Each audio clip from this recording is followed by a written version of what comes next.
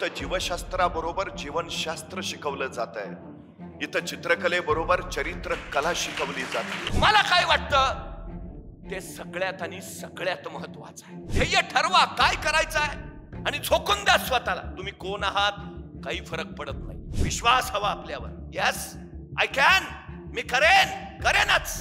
संकट अडचणी अडथळे यायलाच हव्यात। या जगात असा कुणी नाही ज्याला संघर्षाशिवाय काही मिळाले। कसे आहात, गरीब की श्रीमंत, याच्यावर तुमचं यश ठरत नाही। एकाग्र मन काहीही विसरू शकत नाही।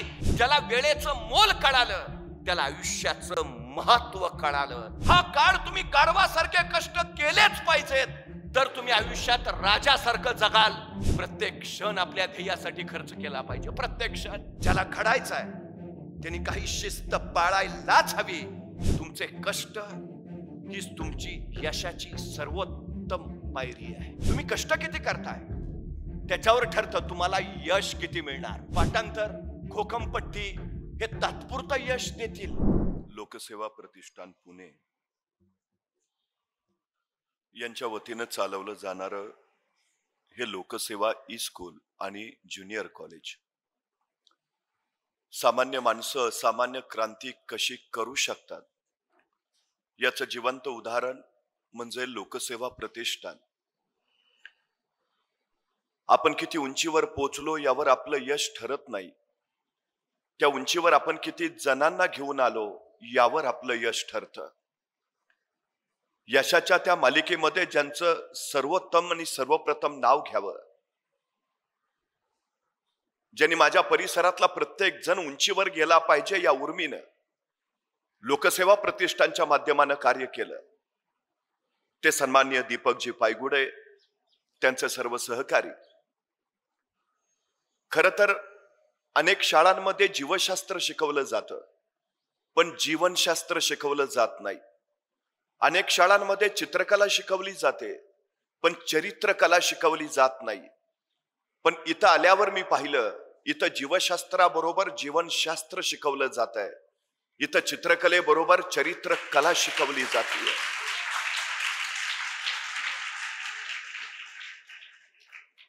जगातली सर्वोत्तम निर्मिती कुठली असेल तर ती माणूस घडवणं। ही जगातली सर्वोत्तम निर्मिती इथं निर्माण केली जाते याचा मनस्वी अभिमान आहे। खरं तर ज्यावेळी मी अशा शाळा महाविद्यालयांमध्ये जातो त्यावेळी मला माझ्या महाविद्यालयातले दिवस आठवतात। एके दिवशी मी माझ्या महाविद्यालयात गेलो आणि पक्या नावाचा माझा एक मित्र मला भेटला। म्हटलं तुला कळलं का? म्हटलं काय? म्हटलं कॉलेजमध्ये आज माझा सत्कार आहे। मला काही कळेना, माझ्या बरोबर एका बेंचवर बसणारा पक्या अचानक सत्काराच्या पात्रतेचा कस काय झाला? मी त्याला विचारलं तुझा सत्कार काय? तो म्हटला मी शास्त्रज्ञ झालो म्हणून माझा सत्कार आहे। मला पुन्हा काही कळेना, SY मध्ये शिकणारा पक्या अचानक शास्त्रज्ञ कसा झाला? मी त्याला विचारलं की तू शोध कुठला लावला? तसा पक्या म्हटला मी शास्त्रज्ञ आहे हा शोध मी लावला। पण आता महाविद्यालयात सत्काराची तयारी चालू होती, विश्वास ठेवणं भाग होतं। मी त्याला खोदून विचारलं बाबर तू कुठला शोध लावला, तू शास्त्रज्ञ कसा झाला? त्यावर पक्या मला म्हटला माझं नाव काय? म्हटलं पक्या। पक्याचं उलट काय? म्हटलं कॅप। कॅप इंग्रजी शब्द आहे, त्याला मराठीत काय म्हणतात? म्हटलं टोपी। टोपीचं उलट काय? म्हटलं पिटो। पिटो हिंदी शब्द आहे, त्याला मराठीत काय म्हणतात? म्हटलं मारा। माराचं उलट काय? म्हटलं रामा। रामा म्हणजे श्रीराम, ते कोण आहेत? म्हटलं देव आहेत। देवचं उलट काय? म्हटलं वदे। वदे संस्कृत शब्द आहे, त्याला मराठीत काय म्हणतात? म्हटलं बोले। बोलेचं उलट काय? म्हटलं लेबो। तर लेबो हे शास्त्रज्ञाचं नाव आहे आणि ते माझ्या नावापासून सुरू झालंय म्हणून मी शास्त्रज्ञ आहे।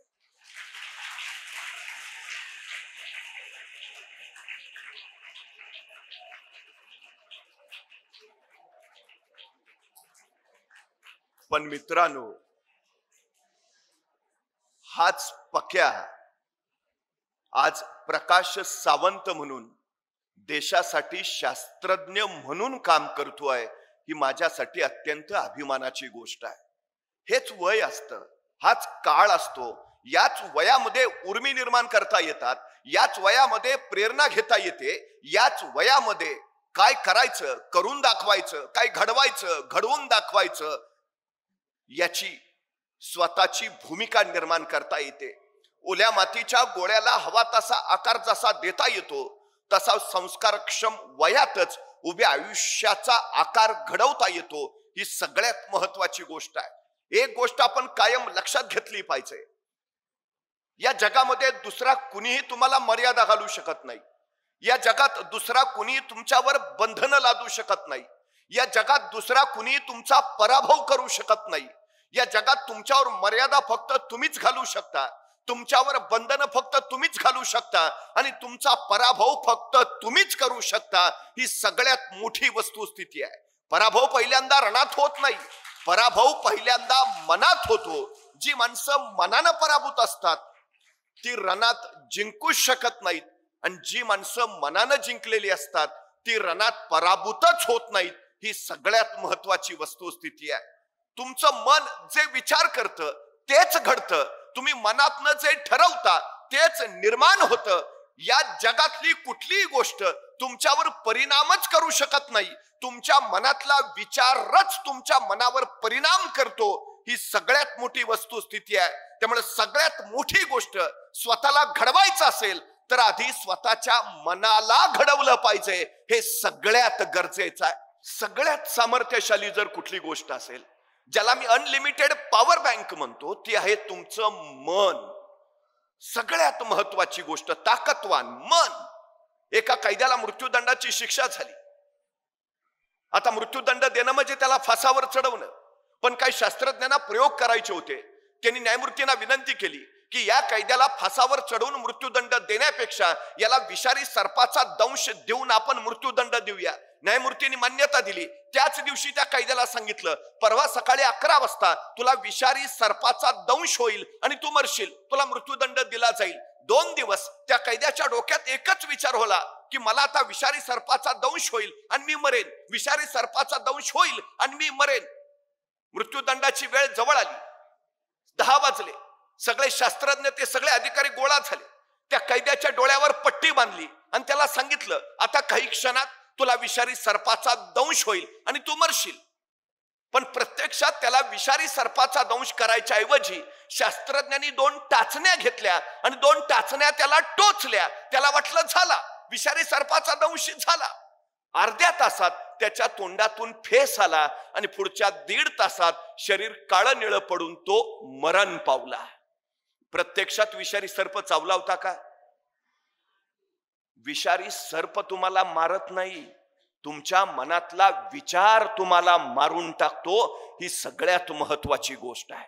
तुम्ही सकारात्मक विचार केला तर सगळं सकारात्मक घडेल. तुम्ही नकारात्मक विचार केला तर नकारात्मकच घडेल. हे सगळ्यात आणि सगळ्यात महत्वाचं आहे. तुम्ही कोण आहात काही फरक पडत नाही, तुम्ही विचार काय करता याने फरक पडतो. तुम्ही आता कोण आहात काही महत्वाचं नाही, तुम्ही उद्या कोण बनणार ते सगळ्यात आणि सगळ्यात महत्वाचं आहे. तुमच्या मनात ठरवून घ्या, मला काय व्हायचंय, काय व्हायचंय. जे ठरवाल ते तुम्ही होणारच. जगातली कुठलीही शक्ती त्याला रोखू शकत नाही. ही गोष्ट पहिली लक्षात असू द्या. अनलिमिटेड पॉवर बँक, काही करू शकता तुम्ही, काही. तुमच्या मनात तेवढं सामर्थ्य आहे, प्रचंड सामर्थ्य, अति प्रचंड सामर्थ्य आहे. एका प्रश्नाचं मला उत्तर द्या. जंगलातला सगळ्यात उंच प्राणी कोण? जिराफ. जंगलातला सगळ्यात धूर्त आणि हुशार प्राणी कोण? कोल्हा. जंगलातला सगळ्यात धिप्पाड ताकदवान प्राणी कोण? हत्ती. आणि जंगलातला सगळ्यात वेगवान प्राणी कोण? चित्ता. आणि जंगलचा राजा कोण? का? सिंह. का? तो जिराफासारखा उंच नाही, हत्तीसारखा धिप्पाड नाही, चित्त्यासारखा वेगवान नाही, कोल्ह्यासारखा हुशार नाही. मग सिंह राजा का? सिंहाला कुणीतरी विचारतं, तू राजा का? सिंह म्हणतो, मला वाटतं म्हणून. सिंह राजा का? त्याला वाटतं म्हणून. प्रश्न हा आहे की तुम्हाला काय वाटतं? तुम्हाला काय व्हायचं आहे ते तुम्ही होणार. वाटणं महत्वाचं आहे. तुमच्या आई वडिलांना काय वाटतं अजिबात महत्वाचं नाही. तुमच्या टीचर्सना काय वाटतं अजिबात महत्वाचं नाही. तुम्हाला काय वाटतं ते सगळ्यात आणि सगळ्यात महत्वाचं आहे. सगळ्यात महत्वाचं ते वाटणं पहिल्यांदा घडू द्या. ज्याला स्वतःचं ध्येय लवकर ठरवता आलं त्याला अफाट उंची गाठता आली. सचिन तेंडुलकरला इयत्ता 4थी मध्ये कळालं आपण उत्तम फलंदाजी करू शकतो. त्याच्या वडिलांनी सांगितलं तुला हे करायचं आहे ना कर. सचिन तेंडुलकर खेळत राहिला 16व्या वर्षी मैदानावर उतरला, जागतिक कीर्तीचा फलंदाज झाला. इरफान पठाण 9वीत असताना क्रिकेट खेळायला लागला, तोही भारतीय संघात गेला. पण सचिन तेंडुलकर इतकं यश त्याच्या वाट्याला नाही आलं का? सुरुवात उशिरा झाली. जेवढ्या लवकर सुरुवात कराल तितकं अधिक अधिक अधिक तुम्ही उंचीवर जाल. हाच काळ आहे. तुम्ही ठरवून घ्या काय व्हायचंय, ठरवून घ्या. अफाट ताकदीचे व्हाल, अफाट उंचीवर जाल. सगळ्यात महत्वाचं आहे ते. सगळ्यात. एका राज्याचा प्रधान जंगलातनं निघाला होता. त्याच वेळी त्याचं लक्ष एका झाडावर गेलं. त्या झाडावर एक गुराख्याचा पोरगा त्या झाडाची फांदी छटत होता. त्याच्याकडे बघून प्रधानाला हसू फुटलं. याचं कारण तो गुराख्याचा पोरगा ज्या फांदीवर बसला होता तीच फांदी कुऱ्हाडीने तोडत होता. प्रधानाच्या लक्षात आलं पुरता मंद दिसतोय, ज्या फांदीवर बसलाय तीच फांदी तोडतोय. याला बहुतेक डोक्याचा भाग दिसत नाहीये. आणि खरं होतं तो मंदच होता, अडाणी होता, अज्ञानी होता, पण दिसायला राजबिंडा होता, देखणा होता. त्याच्या त्या रूपाकडे बघितलं आणि त्या प्रधानाला एक कल्पना सुचली. काही दिवसापूर्वीच त्या राज्याच्या राजकन्येनं या प्रधानाचा घोर अपमान केला होता. त्याला राजकन्येचा बदला घ्यायचा होता. राजकन्या अत्यंत विद्वान संस्कृत पंडित होती. बदला घ्यायला त्याला हा गुराख्याचा पोर योग्य वाटला. त्याने त्या गुराख्याच्या पोराला खाली उतरवलं. त्याला सांगितलं तू अडाणी आहेस, कुणाला सांगू नको, तुला काही येत नाही, कुठं बोलू नकोस, तू मंद आहेस, तोंडच उघडू नको. मी तुला राजपुत्राचं रूप देईन आणि राजा पुढं तो अत्यंत विद्वान पंडित आहे म्हणून सांगेन, फक्त हो म्हण. या गुराख्याच्या पोराला त्या प्रधानानं अत्यंत राजबिंड्या राजपुत्राचं रूप दिलं आणि अत्यंत विद्वान पंडित म्हणून त्यांनी राजासमोर त्याला हजर केलं. आपल्या विद्वान राजकन्येसाठी याच्यासारखा दुसरा विद्वान वर मिळणार नाही हे त्यांनी राजाला पटवून दिलं. राजकन्येलाही मान्य झालं, लग्न झालं. आणि एकांतात या राजकन्येनं आपल्या या विद्वान पतीला प्रश्न विचारला, अस्ति कश्चित वाग्विशेष. त्याला काहीच कळेना. अस्ति कश्चित वाग्विशेष प्रश्न संस्कृत मधला आहे. तुम्हाला वाङ्मयाचं काही विशेष ज्ञान आहे का? अहो त्याला कसलंच ज्ञान नव्हतं. वाङ्मयाचं कसलं विशेष ज्ञान? त्याला काही कळेना. तो नुसताच काही वेळानंतर राजकन्येला कळलं याला काही येत नाही, हा मंदबुद्धी आहे, हा अडाणी आहे, हा अज्ञानी आहे, आपली फसवणूक झाली आहे. ती राजकन्या त्याला अद्वा तद्वा बोलायला लागली. तिनं त्याचा प्रचंड अपमान केला. तसा तो गुराख्याचा पोर पेटून उठला आणि राजकन्याला म्हणाला आता निघतोय, परत येईन ना, विद्वान पंडित म्हणून परत येईन. आणि त्याच क्षणी त्या गुराख्याच्या पोरानं राजवाडा सोडला आणि जंगलची वाट धरली. जंगलात तो ज्ञानसाधना करत राहिला, अखंड अखंड अखंड ज्ञानसाधना. काली मातेच्या मंदिरात ज्ञानसाधना केली म्हणून कालिदास झालेला तो गुराख्याचा पोर कवी कुलभूषण महाकवी कालिदास ठरला. गुराख्याचा पोर जर कवी कुलभूषण होत असेल तर या जगात कुणाला कसलीच अडचण नाही. कुणी काहीही घडू शकतं, कुणी काहीही बनवू शकतं. ही सगळ्यात महत्वाची गोष्ट. फक्त निश्चय हवा, निश्चयाचा दृढ निश्चय व्हायला हवा. दृढ निश्चय तुम्हाला झपाटले पण देतो, झपाटले पण तुम्हाला समर्पण करायला भाग पाडतं आणि समर्पण तुम्हाला यश देतं. ही सगळ्यात महत्वाची गोष्ट आहे. ध्येय ठरवा काय करायचं आहे आणि झोकून द्या स्वतःला. तुम्ही कोण आहात काही फरक पडत नाही, अजिबात पडत नाही. शिक्षक वर्गातनं दिलेला उतारा तपासत होते. एका मुलानं तो उतारा आणला नव्हता. शिक्षक चिडले, हात पुढं कर. छड्या मारत निघालेले. त्या मुलानं हात पुढं केला पण छडी मारणार. तोच शिक्षक आणि त्या मुलाच्या हाताकडे बघितलं आणि त्याचा हात बघितल्यावर त्यांनी उगारलेली छडी माघारी घेतली आणि त्या मुलाला म्हणाले, तुला मारून तरी काय उपयोग आहे, तुझ्या हातावर विद्येची रेषाच नाही. त्या मुलाला वाईट वाटलं. त्याने शिक्षकांना विचारलं, गुरुजी हातावर विद्येची रेषा कुठं असते? गुरुजींनी सांगितलं इथं इथं इथं रेषा असते, तुझ्या हातावर नाहीच आहे ती, उपयोग काय तुला मारून तरी.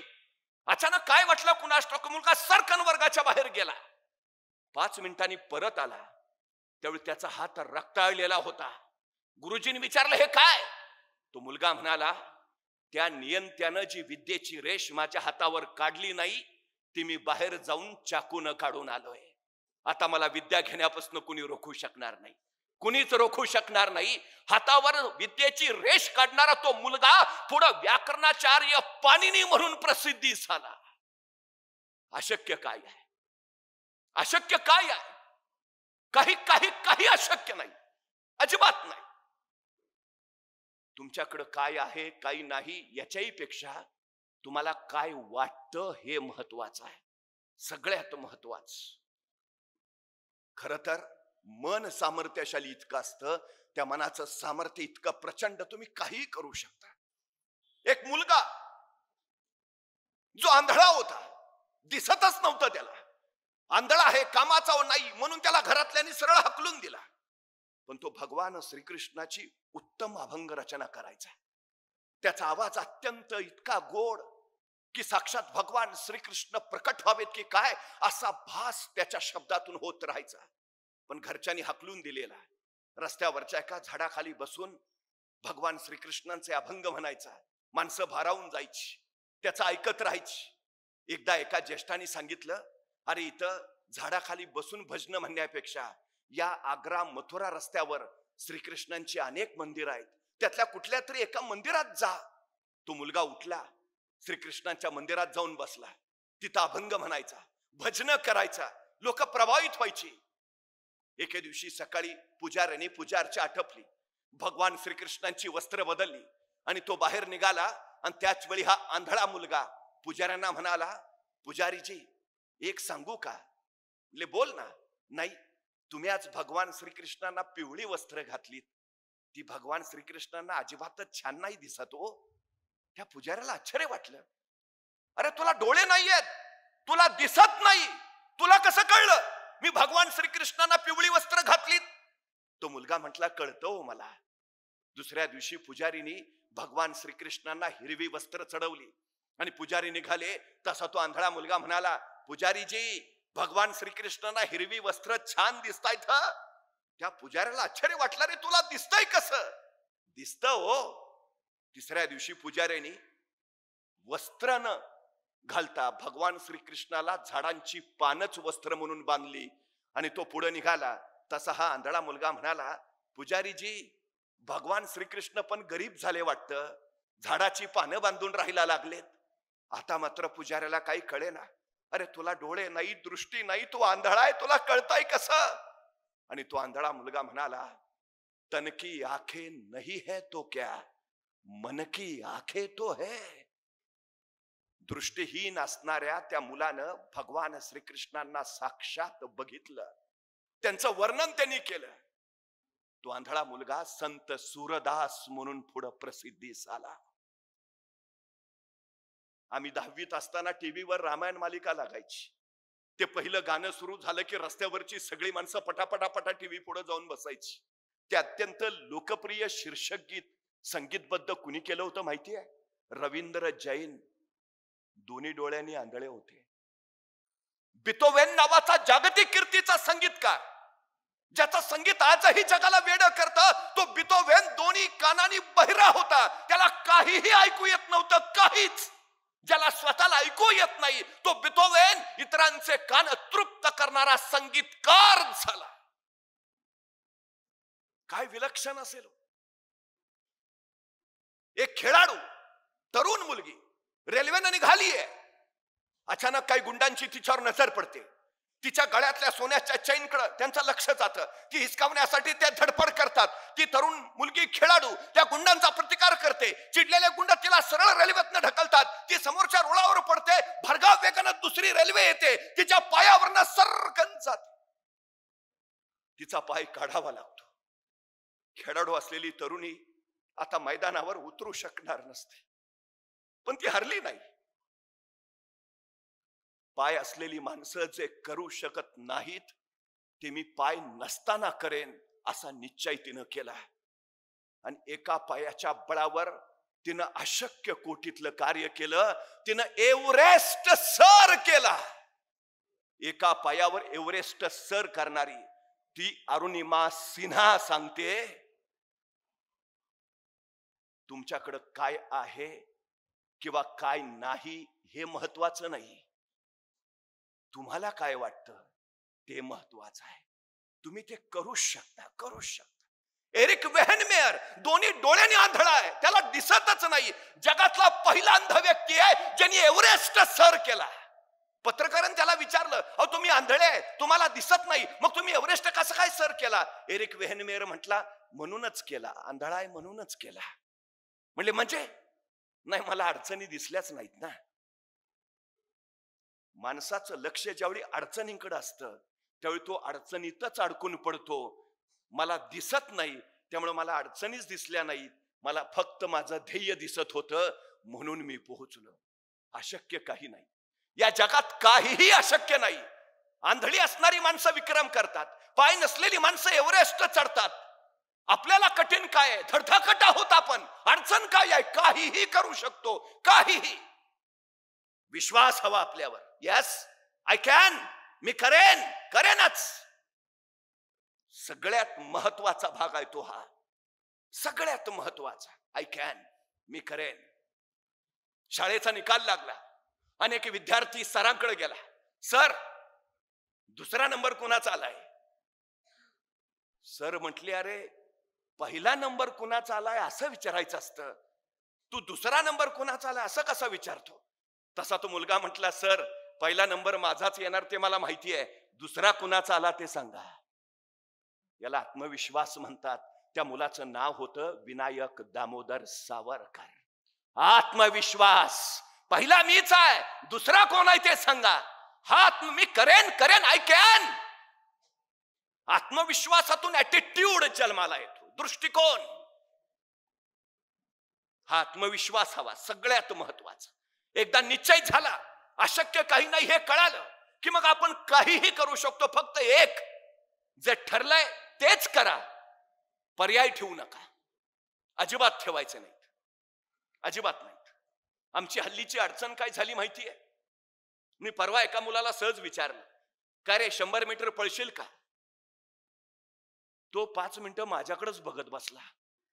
अरे म्हटलं 100 मीटर पळशील का? मग त्याने हळूच विचारलं, 100 मीटर म्हणजे किती? मला लक्षात आलं. मी म्हटलं, अरे तू काय खेळबिळ खेळतोस का नाही? म्हटलं सगळे खेळ खेळतो, क्रिकेट खेळतो, फुटबॉल खेळतो, व्हॉलीबॉल खेळतो, बॅडमिंटन खेळतो. म्हटलं मग एवढे सगळे खेळ खेळतो, दिवसभर मैदानावरच असतोस का काय? तो म्हटला, मैदानावर नाही, मोबाईलवर खेळतो. म्हटलं मग बरोबर आहे, तुला 100 मीटर कळणारच नाही. मग त्याला सांगितलं, इथून तिथपर्यंतचे अंतर आहे, त्याला 100 मीटर म्हणायचं, पळशील का? म्हटलं करतो प्रयत्न. आता तुला काय 5 किलोमीटर सांगतोय का पळायला? 100 मीटर. तो म्हटला करतो ना प्रयत्न. मग त्याला मी विचारलं, बरं मला सांग, हे 100 मीटर अंतर पार करायला तुला किती वेळ लागेल? तो 5 मिनिटं अंतरच बघत बसला. अरे म्हटलं सांग ना. मग हळूच म्हटला, 5 मिनिटं तरी लागतील. 100 मीटरला 5 मिनिटं? अरे ऑलिम्पिक मध्ये हुसेन बोल्टचं रेकॉर्ड 9.98 सेकंदाचा आहे. हुसेन बोल्ट 10 सेकंदात 100 मीटर पळतो. तू 15 सेकंद म्हण, 20 सेकंद म्हण, 25 सेकंद म्हण, का 5 मिनिटं? माझं मला माहिती आहे ना. अरे तुला सांगितलं ना 5 मिनिटं लागतील. मला सुचायचंच बंद झालं. तेवढ्यात त्याचा मित्र धावत आला, ए पळ, कुत्रा पिसाळलाय. एवढ्या भयान वेगात पळत सुटला. 7 सेकंदात 100 मीटर. मी त्याला म्हटलं, तू तर हुसेन बोल्टचं रेकॉर्ड मोडलंस, त्याला 10 सेकंद लागतात, तू 7 सेकंदात पळलास. म्हटला मग कुत्रा मागं लागला होता. म्हणजे 7 सेकंदात 100 मीटर पळायची क्षमता तुमच्यात आहे. बाहेर कधी आली? संकट आलं तेव्हा. मग संकट चांगली आहेत का वाईट आहेत? संकटांचं स्वागत करायला हवं. संकट तुम्हाला अडवायला येत नाहीत, संकट तुमची उंची वाढवायला येतात. अडथळे तुम्हाला रोखायला येत नाहीत, अडथळे तुमच्यातल्या क्षमता बाहेर काढतात. अडचणी तुम्हाला थांबवायला येत नाहीत, अडचणी तुमच्यातली कौशल्य बाहेर काढतात. संकट, अडचणी, अडथळे यायलाच हव्यात, कारण त्याच तुम्हाला घडवतात. ही सगळ्यात मोठी वस्तुस्थिती आहे, सगळ्यात मोठी. या जगात असा कुणी नाही ज्याला संघर्षाशिवाय काही मिळालंय, कुणी नाही. संधी नशिबाने मिळते, पण यश नशिबाने मिळत नाही, अजिबात नाही. तुम्ही भाग्यवान आहात. तुम्हाला असे आई वडील लाभलेत की जे तुम्हाला शिकवू इच्छितात, जे तुम्हाला काही बनवू इच्छितात. तुम्ही भाग्यवान आहात. तुम्हाला लोकसेवा स्कूल सारखं स्कूल लाभलंय, जे तुमच्यातनं विक्रमवीर तयार करू इच्छितात. नशिबवान आहे तुम्ही. पण संधी नशिबाने मिळेल, यश नाही. त्यासाठी तुम्हाला संघर्षच करावा लागेल, त्यासाठी तुम्हाला कष्ट करावेच लागतील. ही सगळ्यात महत्वाची गोष्ट आहे. सगळ्यात. लाल बहादूर शास्त्री, घर एकीकडं, मध्ये गंगा नदी आणि पलीकडे शाळा. रोज काठावर जाऊन उभा राहायचे, नौकेत बसायचे आणि मग शाळेपर्यंत पोहोचायचे. पण परिस्थिती हलाखीची, गरिबीची, खिशात पैसे नसायचे. एके दिवशी शाळेत जाण्यासाठी गंगेच्या काठावर आले. बराच वेळ उभा राहिले. नाविकांना विचारलं, लाल बहादूर येतोयस ना? लाल बहादूर म्हटले, नाही, जा तुम्ही. का रे? पैसे नाहीयेत माझ्याकडं. अरे मग उद्या दे. पण उद्या तरी कुठून येतील? अरे मग आल्यावर दे. नको, आई सांगते, आपलं ओझं दुसऱ्याच्या डोक्यावर नको. तुम्ही जा, मी येईन. नाव निघून जायची. लाल बहादूर शास्त्री अंगावरचे कपडे काढायचे, त्या कपड्यात स्वतःचे वह्या पुस्तकं गुंडाळायचे, त्याचा मुंडा असं डोक्याला बांधायचे आणि सरळ गंगेत उडी घ्यायचे. झपाझप पोहत पलीकडच्या काठावर पोहोचायचे. परत काठावर कपडे घालायचे, वह्या पुस्तक हातात, आणि मग शाळेत जाऊन बसायचे. परिस्थितीशी लढणारे ते लाल बहादूर शास्त्री या देशाचे पंतप्रधान झाले. संघर्ष तुम्हाला घडवतो. रामेश्वरमला पेपर वाटायचं काम करणारे एपीजे अब्दुल कलाम या देशाचे राष्ट्रपती झाले.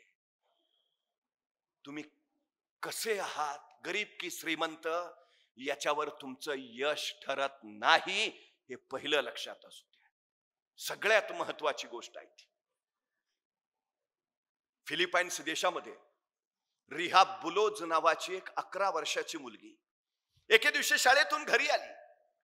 आल्या वडिलांना म्हणाली, बाबा, शाळेच्या धावण्याच्या स्पर्धेत माझा पहिला क्रमांक आला. वडिलांना प्रचंड आनंद झाला. अभिनंदन बेटा, खूप खूप खूप अभिनंदन, खूप छान. तशी वडिलांच्या कुशीतनं बाजूला होत ती चिमुरडी रिहा म्हणाली, पण बाबा, आता माझा शाळेत पहिला नंबर आलाय ना, माझी राष्ट्रीय स्पर्धेसाठी निवड झालीय, पुढच्या महिन्यात स्पर्धा आहे बाबा. वडिलांना आणखी आनंद झाला. खूप छान, कॉंग्रॅच्युलेशन बेटा, अभिनंदन, राष्ट्रीय स्पर्धेत धावणार मुलगी माझी. पण त्याच वेळी ती चिमुरडी म्हणाली, पण बाबा, आता मी राष्ट्रीय स्पर्धेत पळणार ना, मग मला स्पोर्ट्सचे शूज लागतील. बाबा, घ्याल ना धावण्याचे बूट? वडील म्हटले, घेऊया. या महिन्याचा पगार आला ना की तुला स्पोर्ट्सचे शूज जरूर घेऊया. ती चिमुरडी आनंदाने उड्या मारत मारत सरावाला निघून गेली. दिवस गेले. आता राष्ट्रीय स्पर्धा 4 दिवसावर आली. त्या दिवशी ही रिहा वडिलांकडे गेली. बाबा, स्पर्धा 4 दिवसावर आली आहे, तुम्ही स्पोर्ट्सचे शूज घेतो म्हणालात, घ्या ना बाबा. 2 दिवस तरी मला शूज घालून सराव करायला नको का? घ्या ना बाबा. कधी घेणार? पोरीचे बोल ऐकले आणि वडिलांच्या डोळ्यात न खळ खळ खळ अश्रू खळायला लागले. आलेला हुंदका दाबत म्हणाले, बेटा, घ्यायचे होते ग शूज तुला, पण या महिन्याचा पगारच नाही हातात आला. पैसे नाहीयेत बेटा माझ्याकडे, मला माफ कर. मी नाही घेऊ शकत बूट तुला. आपल्या वडिलांच्या डोळ्यातले अश्रू त्या चिमुरडीने बघितले आणि स्वतःच्या अश्रू लपवत सरदिशी तिथून निघून गेली. मला शूज नाहीत, मी आता पळणारच नाही. मला बूट नाहीत ना, मी धावणारच नाही, असा नकारात्मक विचार तिनं केला नाही.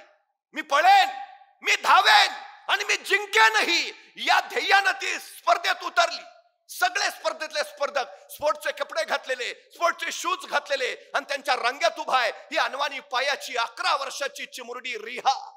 आता काही क्षणात स्पर्धेला सुरुवात होईल. सगळे स्पर्धक एका रांगेत उभा राहिले. प्रत्येकाच्या पायात स्पोर्ट्सचे शूज. या रिहाचं लक्ष सगळ्यांच्या पायाकडे गेलं आणि नंतर स्वतःच्या पायाकडे. स्वतःचे अनवाणी पाय पाहून तिला काय वाटलं कुणास ठाऊक, ती सरकन बाजूला झाली आणि जखमेवर बांधायच्या पट्ट्या तिनं स्वतःच्या पायावर बुटासारख्या बांधल्या आणि त्याच्यावर लिहिलं NIKE, नाईके.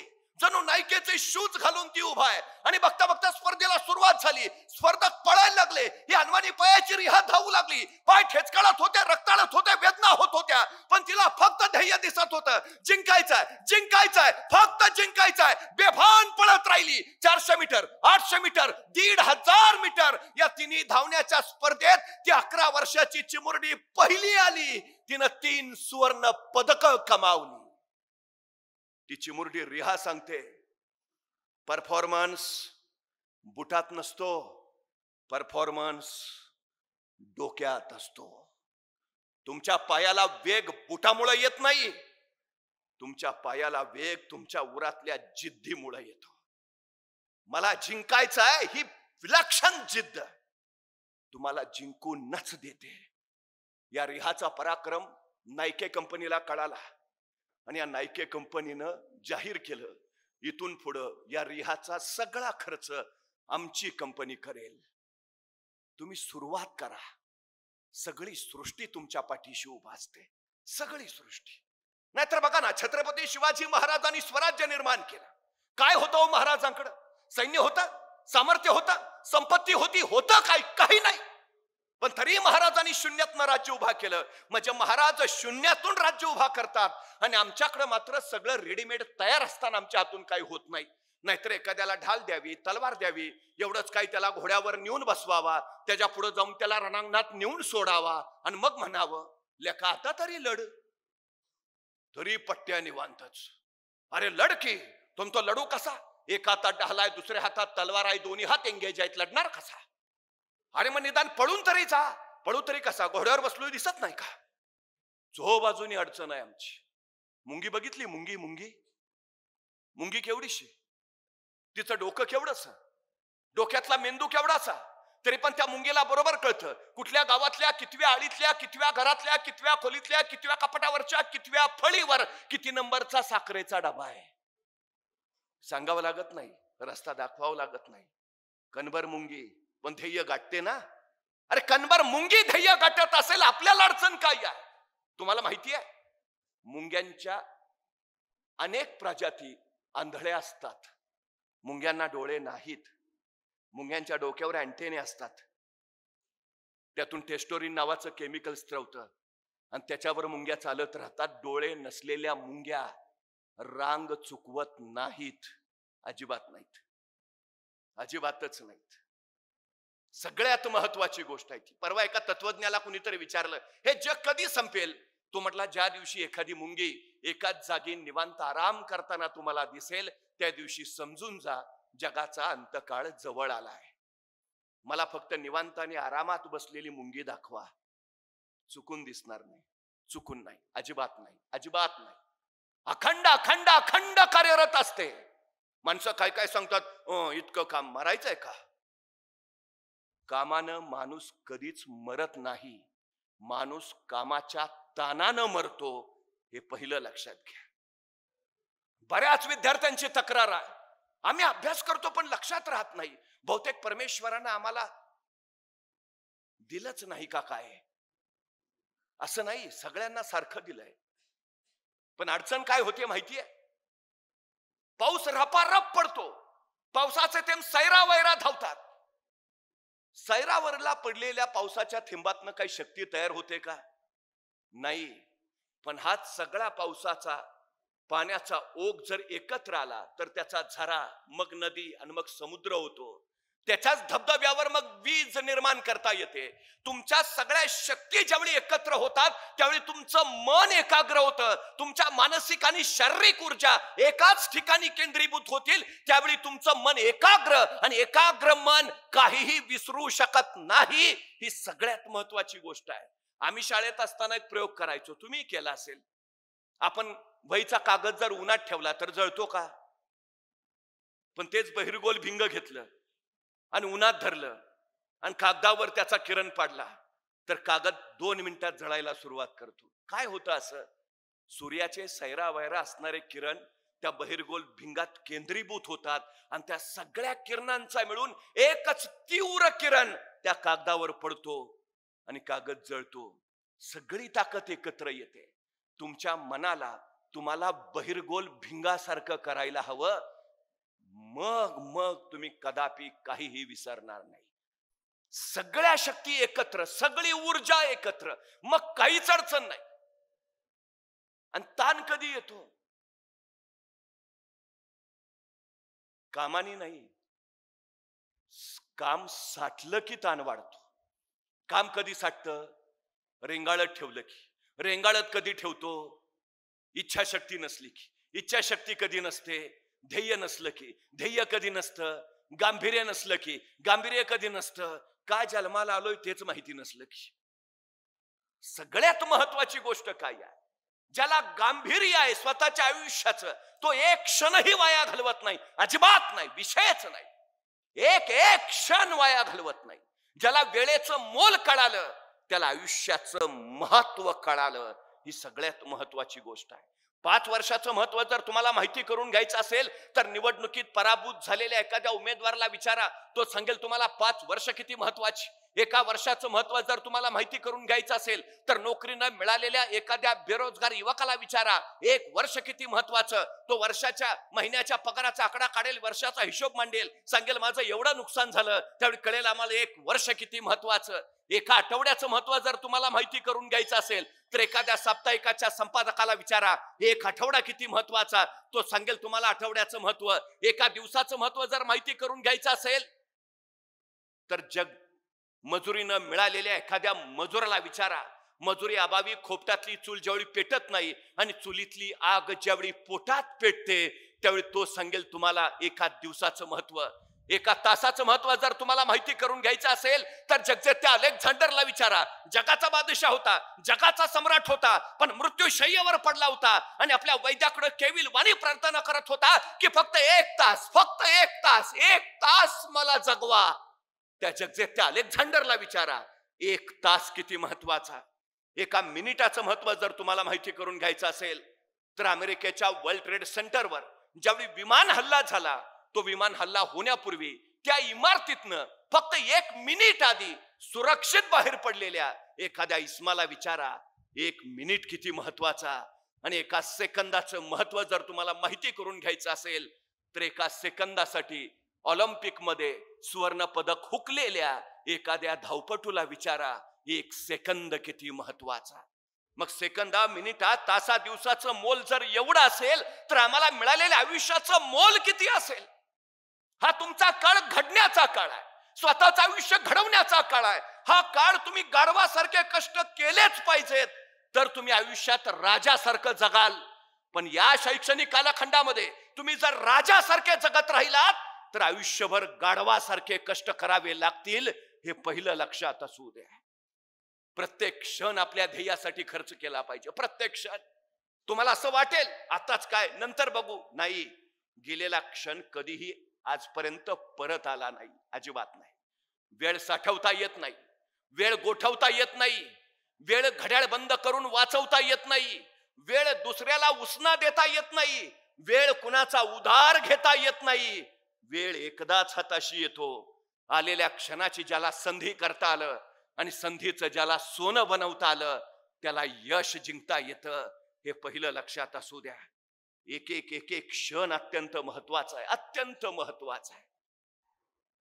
2963 वनडे मॅचेस झाल्या, वनडे मॅचेस क्रिकेटच्या. पण 2963 मॅचेस मध्ये आजपर्यंत एकालाही वनडेत द्विशतक करता आलं नाही, अजिबात नाही, जमलंच नाही. 50 ओव्हर मध्ये एकट्याच्या 200 धावा शक्यच नाही, अशक्य, इम्पॉसिबल, कुणालाच नाही जमलं. पण वयाच्या 16व्या वर्षी ज्यांनी क्रिकेटच्या मैदानावर पदार्पण केलं ते सचिन तेंडुलकर फेब्रुवारी 2010 मध्ये मैदानावर उतरले आणि 2963 वनडे नंतर पहिलं द्विशतक सचिन तेंडुलकरनी झळकावलं. कोण म्हटलं अशक्य आहे? आय कॅन, मी करेन, केलं. 2963 मॅचेस नंतर पहिलं द्विशतक सचिन तेंडुलकरचं. दुसऱ्या दिवशी पत्रकारांनी सचिन तेंडुलकरला प्रश्न विचारला, तुम्ही एवढा द्विशतकाचा विक्रम केला, दुसऱ्या दिवशी सकाळी उठल्या उठल्या पहिले सगळे पेपर हातात घेतले असतील, सगळ्या पेपरमध्ये फ्रंट पेजला तुमच्या बातम्या, मास्टर ब्लास्टर सचिन तेंडुलकरचं द्विशतक. सकाळी उठल्या उठल्या तुम्ही पहिला मोबाईल हातात घेतला असेल, सगळ्यांचे अभिनंदनाचे मेसेज, कॉंग्रॅच्युलेशन. पहिले मोबाईल घेऊन मेसेज बघत बसला असाल. सचिन तेंडुलकर काय म्हटला माहितीये? सचिन तेंडुलकर म्हटला, 25 वर्ष झाली रोज सकाळी 6 वाजता मी मैदानावर नेटमध्ये सराव करत असतो. 25 वर्ष रोज सकाळी 6 वाजता मैदानावर नेटमध्ये. मी रविवारची सुट्टी घेतली नाही. मी दसरा दिवाळीला घरी थांबलो नाही. 25 वर्ष रोज सकाळी 6 वाजता मैदानावर. मी जर सकाळी उठून पेपर हातात घेऊन बसलो असतो तर मी क्रिकेटचा देव झालोच नसतो. मी जर मोबाईल काढून बसलो असतो मला भारतरत्न मिळालाच नसता. माझ्या ध्येयाचा अव्याहतपणे पाठलाग करत आलो म्हणून हे यश आहे. आमचं काय? उठला की पहिला मोबाईल. कोण आहे आपण? सीएम आहे का डीसीएम आहे? नाही, महाराष्ट्रात काय घडलंय कळलं पाहिजे. कशासाठी? ज्यांनी मोबाईल निर्माण केला तो शास्त्रज्ञ सांगतो मुलांना किमान 18 वर्षापर्यंत मोबाईल देऊ नका. त्यानं स्वतःच्या मुलालाही 18 वर्षापर्यंत मोबाईल दिला नाही, अजिबात नाही. 12वीच्या गुणवत्ता यादीत येणाऱ्या मुलांच्या मुलाखती जर कधी ऐकल्या तर ते सांगतील 2 वर्ष मी मोबाईलला हात लावला नाही. 2 वर्ष. तुम्हाला यश जिंकायचं आहे ना, अनवॉन्टेड डेव्हिल बाजूला ठेवावा लागेल तुम्हाला. आणि आत्ता मोबाईल हातात घेतला ना, आयुष्यभर मोबाईलच्याच गेम खेळाव्या लागतील. आयुष्याचा गेम तुमच्या हातातनं गेलेला असेल हे पहिलं लक्षात असू द्या. सगळ्यात महत्वाची गोष्ट आहे ती. सगळ्यात ज्याला घडायचं आहे त्यांनी काही शिस्त पाळायलाच हवी. शिस्त हीच यशाचं सगळ्यात मोठं सूत्र आहे हे पहिलं लक्षात ठेवा. सुरुवात करा, अडचण नाही, आजपासून सुरू. मला सांगा महाराजांकडे काय होतं? 1645 ला महाराजांनी राजगड घेतला. बेवसाऊ होता.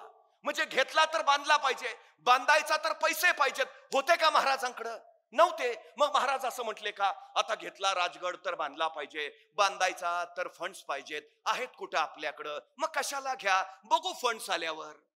थांबले महाराज? नाही. महाराज म्हणले फंड्स येतील तेवढा येतील, राजगड तर घेऊया. 45 ला घेतला राजगड. 46 ला तोरणा जिंकला महाराजांनी. आणि तोरण्यावर महाराजांना सोन्याच्या मोहरांनी भरलेले 7 हंडे सापडले आणि त्या संपत्तीतनं महाराजांनी राजगड बांधून पूर्ण केला. महाराज सांगताय तुम्ही सुरुवात करा. जगदंबा आशीर्वाद घेऊन तुमच्या पाठीशी उभा असते. आणि सुरुवात केली तर पोचाल ना. पोचतात ते जे सुरुवात करतात. एका मावळतीच्या वेळेला डोंगराच्या पायथ्याला एक सद्ग्रस्त उभा होता. मी तिथूनच निघालो होतो. त्याला विचारलं का थांबलाय? तो म्हटला नाही, डोंगरावर जायचं आहे. म्हटलं जा ना. मग नाही, अंधार आहे ना. मग मी त्याला माझ्या हातातला कंदील दिला. म्हटलं जा आता. मी घरी निघून आलो. दुसऱ्या दिवशी पहाटे मी परत तिथं पोहोचलो. तो सद्ग्रस्त तिथंच उभा. मी त्याला म्हटलं अरे वा, जाऊन आला वाटतं. तो म्हटला नाही, गेलोच नाही. म्हटलं का? अंधार आहे ना. मी म्हटलं तुम्हाला कंदील दिला होता ना. हो दिला होता ना, पण त्याचा उजेड फक्त माझ्या पायापुरताच पडतो. मला किती लांब जायचं आहे? अरे भल्या माणसा, तू चालायला सुरुवात तर कर.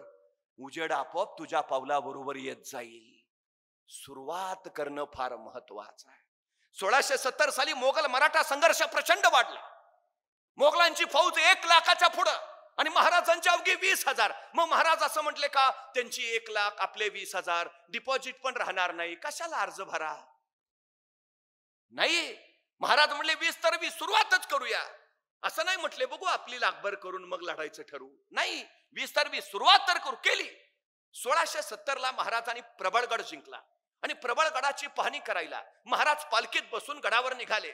पालखीतून प्रबळगडावर न जाताना महाराजांच्या शेल्याचं एक टोक तिथल्या बोरीच्या झाडाच्या फांदीच्या काट्यात अडकलं आणि महाराजांना ताण बसला. तसे महाराज म्हणाले पालखी थांबवा. पालखी थांबली आणि महाराज सोबत त्यांना म्हणाले हे बोरीचे झाड आमच्या पुढे जाण्यावर आक्षेप घेते आहे. हे बोरीचे झाड आम्हाला पुढे जाण्यापासून अडवते आहे. हे बोरीचे झाड आम्हाला काही सांगू पाहते आहे. इथं काहीतरी आहे आहे आहे. खाना. माणसं कामाला लागली, खाणायला लागली. 5-6 फूट गेली, दगडी भिंत सापडली, उकरली. 27 घागरी आणि 4 कढया एवढं सोनं महाराजांना तिथं सापडलं.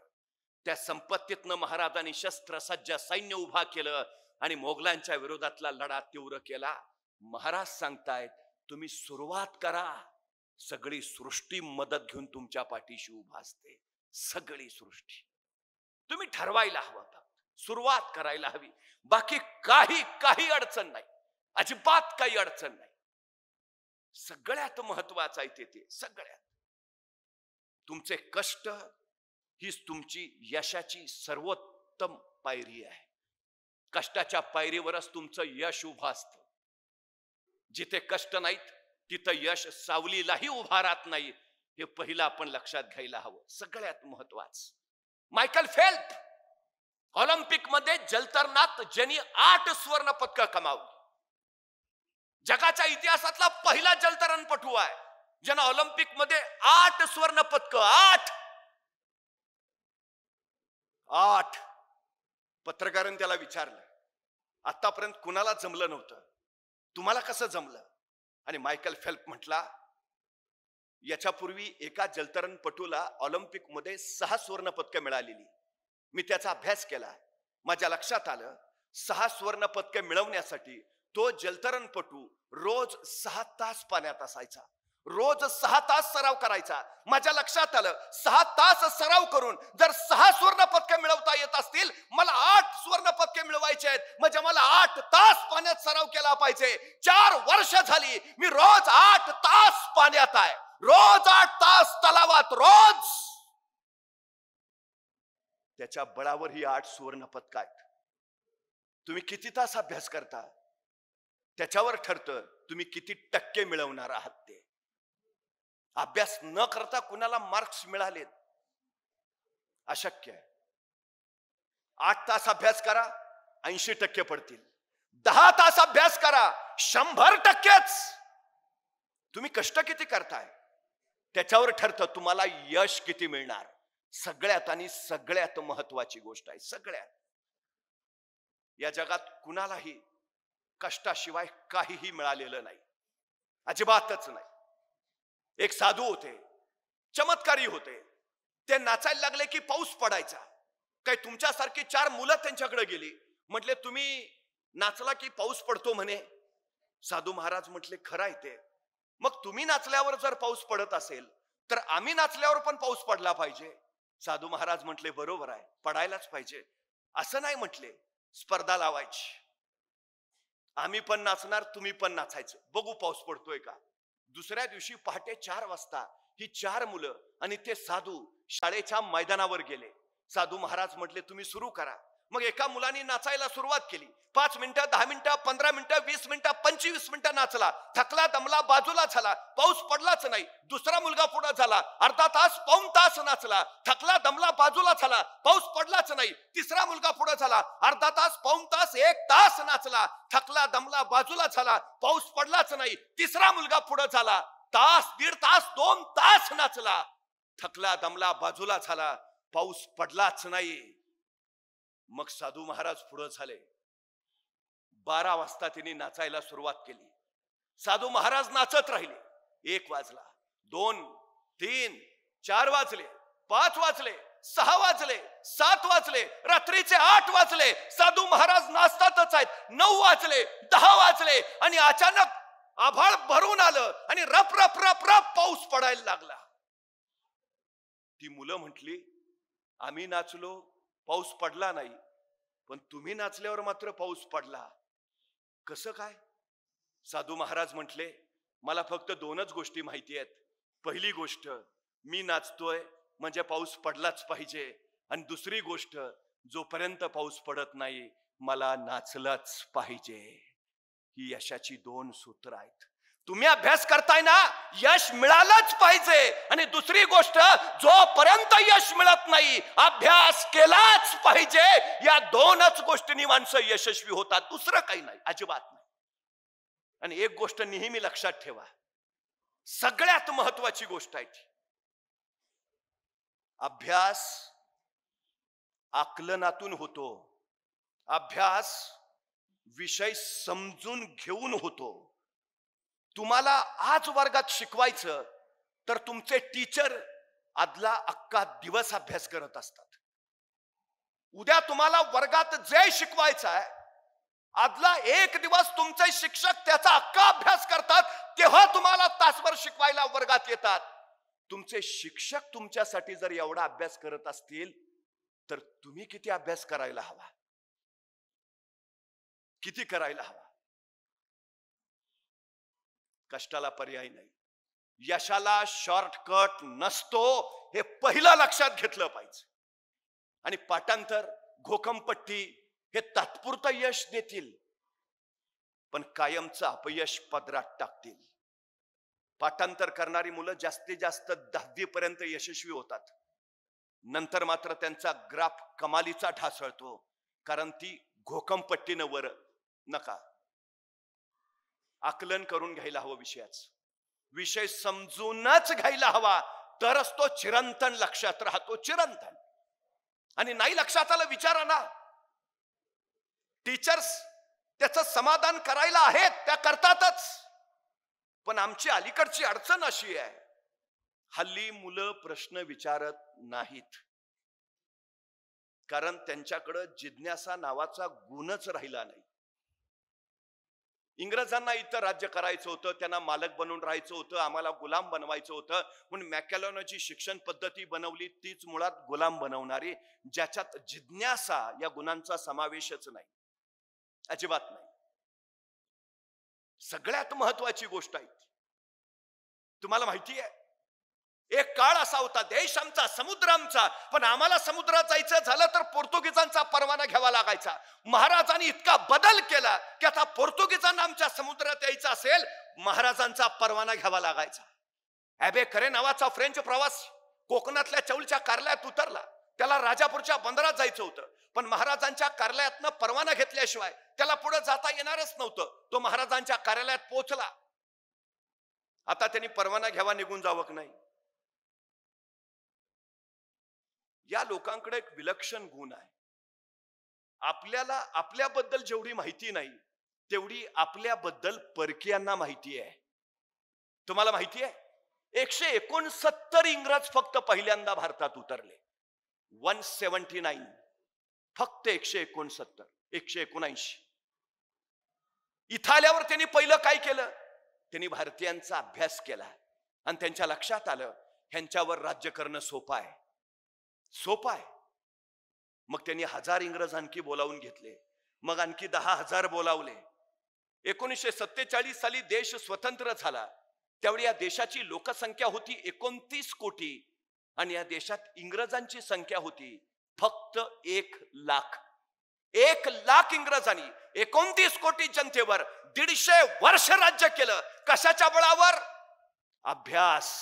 तो कुठून आला? जिज्ञासेतून. जिज्ञासा तुम्हाला प्रश्न विचारायला प्रवृत्त करते, प्रश्न तुम्हाला उत्तर देतात, उत्तर तुम्हाला माहिती देतात आणि माहिती तुम्हाला ज्ञान देते. हे सगळ्यात महत्वाचं आहे. प्रश्न विचारायला हवेतच. मला कधी कधी बरं वाटतं, बरं झालं ते सफरचंदाच्या झाडाखाली न्यूटनच बसला होता. ते नेमकं सफरचंद खाली पडलं आणि न्यूटनला प्रश्न पडला, सफरचंद खालीच का पडलं? आणि मग गुरुत्वाकर्षणाचा शोध लागला. मला खरंच बरं वाटतं, बरं झालं सफरचंदाच्या झाडाखाली न्यूटनच बसला होता. बघा ना, आपल्यातला एखादा बसला असता तर आणि पडला असतं सफरचंद खाली, काय प्रश्न पडला असता आपल्याला? बरं झालं मी असतानाच पडलं. दुसरा प्रश्न, बरं झालं आणखी कुणी नाही, अकेले अकेले खाएंगे. आणि जर एखाद्याला प्रश्न पडलाच, सफरचंद खालीच का पडलं, आणि त्याने विचारलं वडिलांना, बाबा सफरचंद खाली का पडलं? बाबा म्हणणार, खा ना मुकाट्यानं, का डोक्याला ताप देतो? हाय ते व्याप कमी आहेत का? संपला आमचा न्यूटन सफरचंदाच्या झाडाखालीच. जिज्ञासा विषयाचं आकलन करून घेण्यासाठी अत्यंत महत्वाचा गुण आहे, अत्यंत. हा ॲबेकरे ज्यावेळी महाराजांच्या कार्यालयात आला, त्यांनी तिथल्या कार्यालयाच्या अधिकाऱ्याला पहिला प्रश्न केला, तुमच्या महाराजांचं सैन्य कमी, तुमच्या महाराजांचं सामर्थ्य कमी, तुमच्या महाराजांची संपत्ती कमी, तरी तुमचे महाराज प्रत्येक लढाईत यशस्वी होत आहेत. तुमच्या महाराजांच्या यशाचं कारण काय? आणि महाराजांचा अधिकारी म्हणाला, आमच्या महाराजांच्या यशाचं कारण एकच, अभ्यास. प्रचंड अभ्यास, विलक्षण अभ्यास आमच्या महाराजांना सगळ्या क्षेत्र प्रांताचा अभ्यास आहे. धर्मशास्त्र, अर्थशास्त्र, नीतिशास्त्र, समाजशास्त्र, राज्यशास्त्र, इतिहास, तोंडपाठ आणि भूगोल जणू राजांच्या नजरेत साठवलाय. अभ्यास हेच महाराजांच्या यशाचं कारण आहे. म्हणजे महाराजांच्या यशाचं कारण अभ्यास, आमच्या अपयशाचं कारण विना अभ्यास. काय विलक्षण असेल. हे सगळं कशासाठी करत होते महाराज? ॲबेकरनं दुसरा प्रश्न विचारलाय. तुमचे महाराज हे जे सगळं करतायत, तुमच्या महाराजांचं स्वप्न काय आहे? तुमच्या महाराजांचं ध्येय काय आहे? तुमच्या महाराजांची महत्वाकांक्षा काय आहे? आणि महाराजांचा अधिकारी सांगतोय, आमच्या महाराजांचं ध्येय, आमच्या महाराजांचं स्वप्न, आमच्या राजांची महत्वाकांक्षा अहद तंजावर ते तहद पेशावर, सिंधू नदी पासून बंगालचा उपसागर अखंड स्वराज्य उभा करायचं आणि या स्वराज्यावर भगवा डौलानी फडकावत ठेवायचा, हे आमच्या राजांचं ध्येय आहे. काय ध्येय आहे? अहद तंजावर, तहद पेशावर, सिंधू नदी पासून कावेरीच्या संगमापर्यंत अखंड स्वराज्य. काय विलक्षण ध्येय आहे. आमचं ध्येय काय आहे? जे ध्येय आहे ते गाठायचं असेल तर सगळ्यात महत्वाचं आहे अभ्यास, विलक्षण अभ्यास. सगळ्यात महत्वाची गोष्ट. आणि तुमच्यात सगळं आहे, काही नाही असं अजिबात नाही. फक्त एक गोष्ट लक्षात ठेवा, फिनलँड नावाचा देश तुम्हाला माहिती असेल, 55 लाख फक्त लोकसंख्या आहे, फक्त 55 लाख. तिथं मिनिस्ट्री ऑफ एज्युकेशन आहे, तिथं मिनिस्ट्री ऑफ लेबर आहे, तसंच तिथं मिनिस्ट्री ऑफ फ्युचर आहे. जगातल्या कुठल्याही देशाकडे हे डिपार्टमेंट नाही, मिनिस्ट्री ऑफ फ्युचर. 100 वर्षानंतर फिनलँड नावाच्या देशाला कुणाची गरज आहे याचा सगळा डाटा आता त्यांच्या शिक्षकांकडे आहे. उद्या 100 वर्षानंतर आम्हाला कोण हवेत? इंजिनियर्स, डॉक्टर्स, वकील, प्राध्यापक, सायंटिस्ट, कोण? आत्ता तयार आहे. फ्युचर. भूतकाळाची शिदोरी पाठीशी घ्यावी, भविष्य काळाचं ध्येय ठरवावं आणि वर्तमान काळात चालत राहावं. हे यशाचं सगळ्यात मोठं सूत्र आहे. उद्याचं फ्युचर काय, काय व्हायचं आहे, आपण काय झालं पाहिजे, कुठं? जगातला सगळ्यात श्रीमंत व्यक्ती कोण आहे आता माहितीये? सगळ्यात श्रीमंत एलॉन मस्क. बापजाद्याची श्रीमंती नाहीये, स्वतःच्या एकट्याच्या हिमतीवर जगातला सगळ्यात श्रीमंत माणूस ठरलाय एलॉन मस्क. तो बसला ना, तो आत्ताचा विचार नाही करत, पुढच्या 10 वर्षात मला काय करायचंय त्याचा विचार करतो. पुढच्या 10 वर्षात मला काय करायचंय.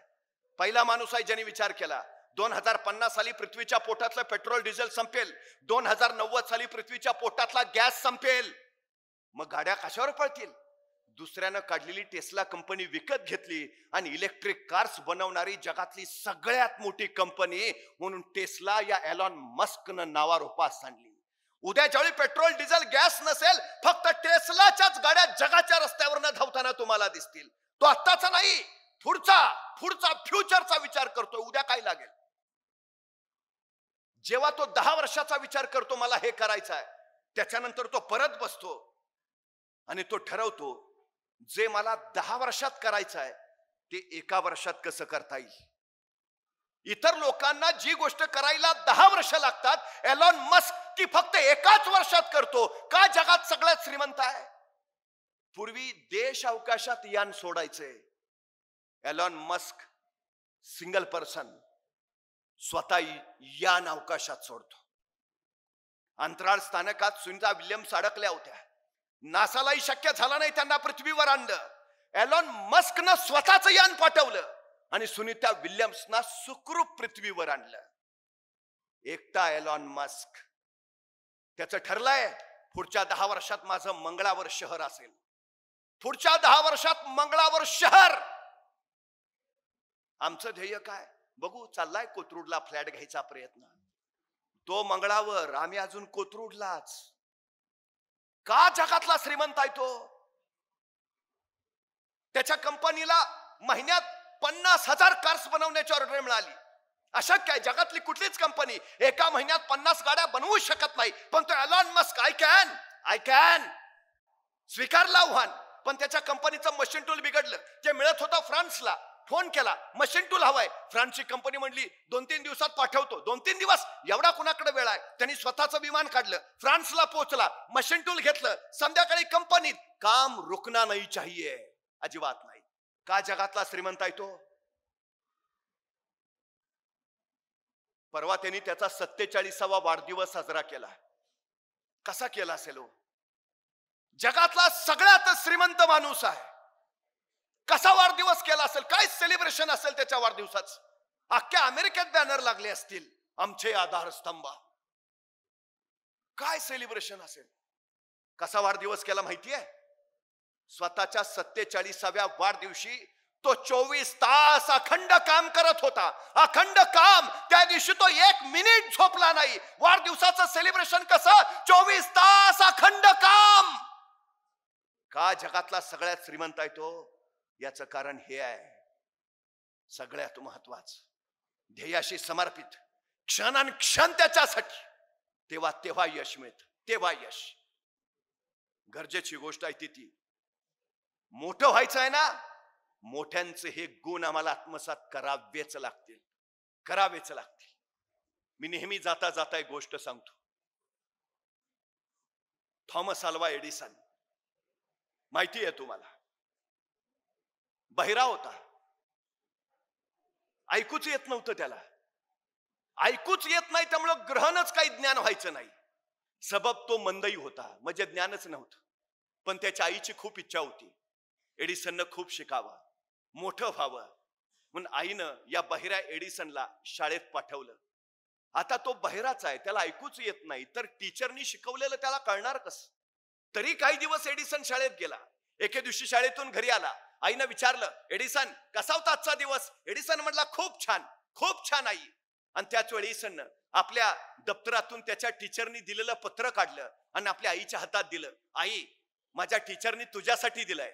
आईनं ते पत्र घेतलं, फोडलं आणि वाचायला लागली. टीचरनी लिहिलं होतं, तुमचा एडिसन शिकण्याच्या योग्यतेचा नाही. जगातला कुठलाच शिक्षक त्याला शिकवू शकत नाही.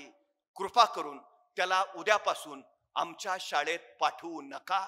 आम्ही त्याला शिकवू शकत नाही. हे पत्र वाचलं आणि आईच्या डोळ्यातनं खळ अश्रू उखळले. आपल्या आईच्या डोळ्यातले अश्रू त्या इवल्याशा एडिसननं बघितले. आई का रडते ग? काय लिहिलंय टीचरनी? तसे आपले सरकन अश्रू आईनं पुसले आणि आई एडिसनला म्हणाली, वेड्या रडते कुठं? आनंदाचे अश्रू आहेत. का ग? काय लिहिलंय आमच्या टीचरनी?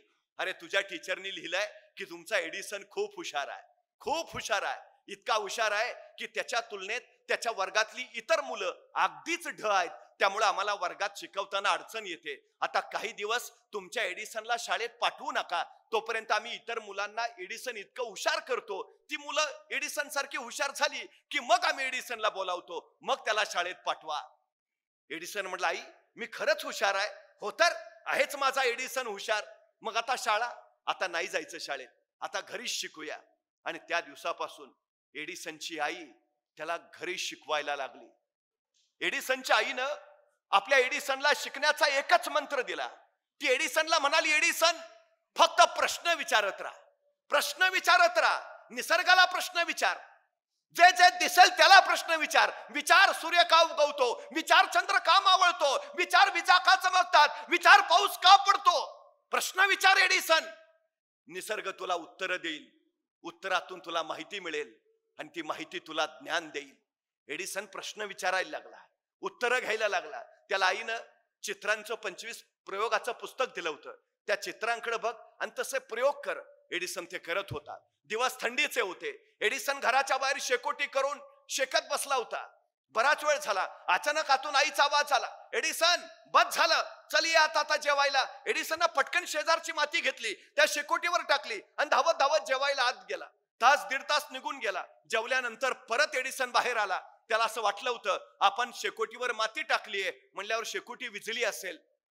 त्यांनी बघितलं, शेकोटी विजली नव्हती, ज्वाळा थांबल्या होत्या आणि लाकडांचे निखारे झाले होते आणि त्या निखाऱ्यांच्या केशरी रंगात सगळा परिसर न्हाऊन गेला होता. एडिसनला प्रश्न पडला, मगाशी तर लाकडं ज्वाळेच्या रूपात जळत होती, मग आता का नाही? मी त्यांच्यावर माती टाकली, मग लाकडं विजली का नाहीत? ती निखारांच्या रूपात का जिवंत आहेत? अभ्यास, आकलन, ह्या सगळ्यातून एडिसनच्या लक्षात आलं, लाकडांना जोपर्यंत ऑक्सिजनचा अखंड पुरवठा होत होता, लाकडं ज्वाळेच्या रूपात जळत होती. आपण त्यांच्यावर माती टाकली, सबब ऑक्सिजनचा पुरवठा खंडित झाला, पण ऑक्सिजन अभावी लाकडं विजली नाहीत, ती निखाऱ्यांच्या रूपात जळत राहिली. मिळालेल्या याच माहितीचा वापर एडिसन आपल्या प्रयोगात केला. त्यांनी निर्वात परीक्षा नळी घेतली, त्यात एक विद्युत तार टाकली. ऑक्सिजन नसलेल्या परीक्षा नळीच्या त्या विद्युत तारेत त्यांनी विद्युत प्रवाह सोडला. ऑक्सिजन अभावी तार जळाली नाही, ती फक्त तप्त तप्त होत राहिली. इतकी तप्त, इतकी लालबंद झाली की अख्खी खोली उजळून काढली. आणि एडिसनला विद्युत बल्बचा शोध लागला. सगळी सृष्टी प्रकाशमान करण्याचं श्रेय एडिसनच्या या प्रयोगाला जात. बहिरा असलेला एडिसन हे जग उजळवणारा ठरला. एक नाही, दोन नाही, तीन नाही, तब्बल 10,000 शोधांचा जनक म्हणून हा एडिसन नावाचा शास्त्रज्ञ प्रसिद्धीस आला. वयाच्या 40व्या वर्षी त्याची आई निर्वतली आणि आईच्या मृत्यूनंतर आईची खोली आवरण्यासाठी तो आईच्या खोलीत गेला. आईची तिथे ट्रंक होती. ती ट्रंक सावरताना त्या ट्रंकेत 40 वर्षापूर्वी त्याच्या शाळेच्या टीचरनी दिलेलं पत्र त्या एडिसनला सापडलं. थरथरत्या हाताने ते पत्र त्यांनी उघडलं. शाळेच्या टीचरनी लिहिलं होतं, तुमचा मुलगा शिकण्याच्या योग्यतेचा नाही. जगातला कुठलाच शिक्षक त्याला शिकवू शकत नाही. कृपा करून त्याला आमच्या शाळेत पाठवू नका. हे पत्र वाचताना एडिसनच्या डोळ्यातनं खळ खळ खळ अश्रू उखळायला लागले. मी शिकण्याच्या योग्यतेचा नसतानाही माझी आई मला सांगत राहिली, एडिसन हुशार आहेस, हुशार आहेस, हुशार आहेस. आईच्या त्या प्रोत्साहनाच्या बळावर तो एडिसन 10,000 शोधांचा जनक झाला. पाठीवर टाकलेली कौतुकाची थाप प्रोत्साहन देणारी ठरते. कमतरताना बाजूला करावं, जे नाही त्यावर विचार करत वेळ घालवण्यापेक्षा जे आहे त्याचा उपयोग करीत पुढे जावं, हे यशाचं सर्वोत्तम सूत्र आहे. शिकण्याची योग्यता नसलेला एडिसन जर आज प्रत्येक शाळेच्या विज्ञानाच्या पुस्तकात आपल्याला भेटत असेल, तर बहिरा मंद माणूस काय करू शकतो याचं हे उत्तम उदाहरण आहे. आपण तर धडधाकट आहात, उत्तम आहात, सर्वोत्तम आहात. आपण आणखी सर्वोत्कृष्ट ठरावं ही या पाठीमागची अपेक्षा आहे. आपल्या उद्याच्या भविष्यासाठी मी मनपूर्वक शुभेच्छा देतो. खरं तर आई मुलाची पहिली शाळा असते आणि शाळा मुलाची दुसरी आई असते. या आईच्या कुशीत तुम्हाला उद्याचं भविष्य आणि तुमचं आयुष्य घडवणारे संस्कार मिळतायत, ही अत्यंत महत्वाची गोष्ट आहे. मी लोकसेवा प्रतिष्ठानला, लोकसेवा स्कूलला सन्मान्य दीपकजी पायगुडे आणि आपण सर्व शिक्षक, प्राध्यापक आणि आपण विद्यार्थी आपल्या सगळ्यांना मनपूर्वक शुभेच्छा देतो आणि थांबतो. धन्यवाद.